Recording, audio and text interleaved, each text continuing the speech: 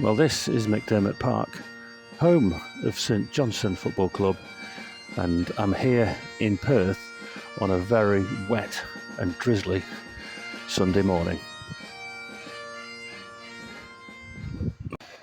So the St Johnstone players are arriving ahead of today's game, and today's match is St Johnstone versus Heart of Midlothian, and they come to this stadium here at McDiarmid Park, and I kind of think this is the new ground for St Johnstone. But I was just talking to a couple of lads in the car park, and they were saying it's actually 35 years since St Johnstone moved here, so it's not quite the new ground I was thinking. And it is an interesting facade, let's just say. Interesting in the fact that it doesn't really have many characteristics. It's interesting in as much it's not that interesting. But there's a nice entrance behind it. The players are continuing to arrive. So this is it's a new build ground, even if it is 35 years old. And I'm going to be interested to see what it's like on the inside. Well, inside the ground, it's very wet underfoot. As you can see, the pitch in this corner is a bit slippery by the looks of it. I hope the rain eases off, otherwise we could be having a pitch inspection. But this is McDiarmid Park on the inside. Nice bright coloured seats, very fit for purpose. 4 separate stands, and the new ground, as I was saying, this 35-year-old new ground looks very tidy. So there you go, that's what McDiarmid Park looks like from the inside. So, as I am the vegan GroundHopper, I do like to check out what refreshments are available for vegans at the refreshments bar. And today at McDiarmid Park I did ask, but there's nothing suitable for vegans. There was crisps and coffee, but in terms of hot food, there was nothing on the menu there. But I always come prepared to football, as you will know, and today my half-time chocolate treat is this buttermilk bar, which is like a Snicker bar or a marathon, if you remember those days. So that's what I'll be having at half-time. But right now, I'm looking forward to the match, and hopefully I'm going to see a good game between St Johnstone, who are bottom, and Hearts, who are only 2 places above them.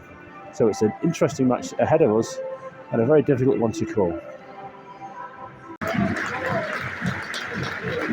So the teams of St Johnstone and Hearts take to the pitch ahead of today's match, and the rain is still falling. The pitch looks very sodden underfoot on this dreech day in Perth, but hopefully we'll get to see a good match.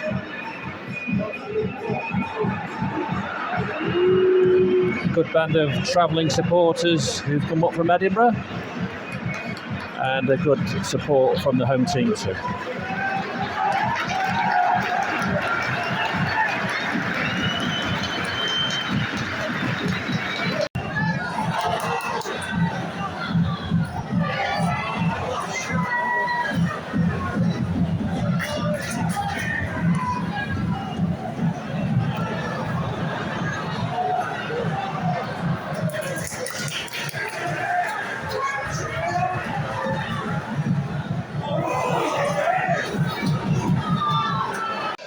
Well, the second half turned out to be a really good match, and although Hearts led 1-0 at the break, St Johnstone came out with a lot of purpose. They scored, and then only a fantastic save from Scottish international Craig Gordon in the Hearts goal prevented the Saints from taking the lead.